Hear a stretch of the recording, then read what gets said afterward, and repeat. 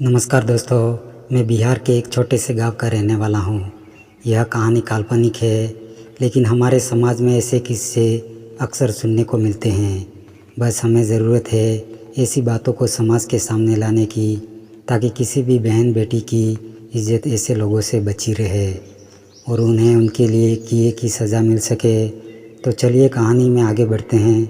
दोस्तों, मेरा नाम मीनाक्षी है और मेरी उम्र 19 साल है।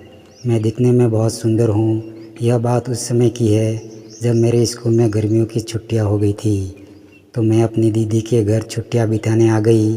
दीदी की शादी को 5 साल हो गए थे और दीदी और जीजाजी अक्सर हमारे घर आया जाया करते थे, लेकिन मैं आज तक उनके घर एक बार भी नहीं गई थी। दीदी और जीजाजी दोनों एक सरकारी नौकरी करते थे। जीजाजी बैंक में क्लर्क का काम करते थे, वही दीदी हॉस्पिटल में नर्स थी। मुझे दीदी के घर आए हुए 7 दिन हो गए थे। आज शनिवार का दिन था, तो जीजाजी हाफ डे करके घर जल्दी आ गए थे। मैं घर पर अकेली थी, तो जीजाजी ने अचानक मेरे पास आकर कहा, क्या आपका कोई बॉयफ्रेंड है?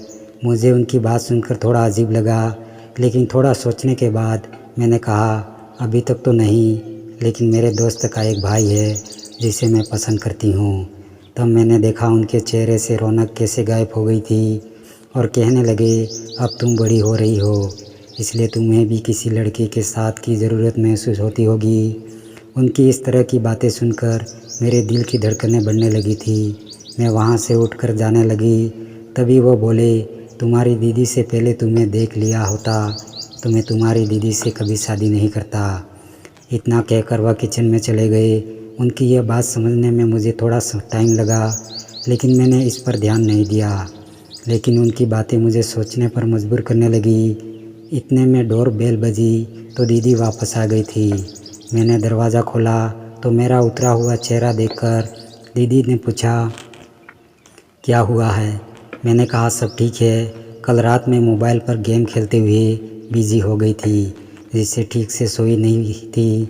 अगले दिन देखा दीदी अपने हॉस्पिटल के लिए निकल चुकी थी। मुझे लगा शायद जीजाजी भी चले गए होंगे, तो मैं फ्री होकर किचन में जाकर अपने लिए चाय बनाने लगी। तभी अचानक जीजाजी पीछे से आए और मुझे पीछे से पकड़कर अपनी बाहों में ले लिया। उस समय तो मुझे कुछ भी समझ में नहीं आया और डर के मारे मैं तो सुन पड़ गई थी और मैं अपनी जगह से हिल भी नहीं पा रही थी। इससे पहले कि मैं कुछ संभालती, उन्होंने मेरे एक गहरी सांस ली और अपने आप को संभाला। उन्होंने दोबारा मेरे करीब आने की कोशिश की तो मैं ज़ोर ज़ोर से चिल्लाने लगी। उन्होंने अपने एक हाथ से मेरा मुंह बंद कर दिया और दूसरे हाथ से मेरे दोनों हाथ पकड़कर बोले, बहन को या किसी को भी इसके बारे में कुछ भी बताया तो मैं तुम्हारी बहन को तलाक दे दूँगा।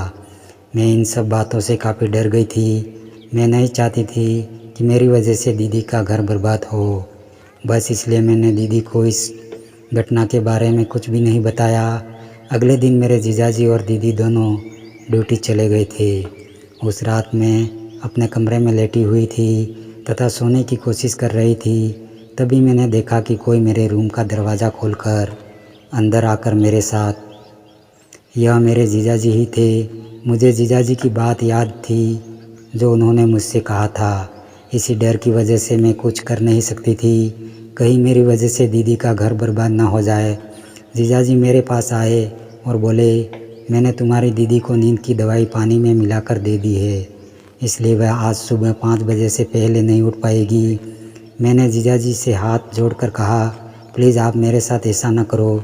लेकिन उन्होंने उस समय कुछ नहीं सोचा, मेरी एक नहीं सुनी और मेरे साथ वर्ष करने लगे, जिसके बाद मैं सोच भी नहीं सकती थी।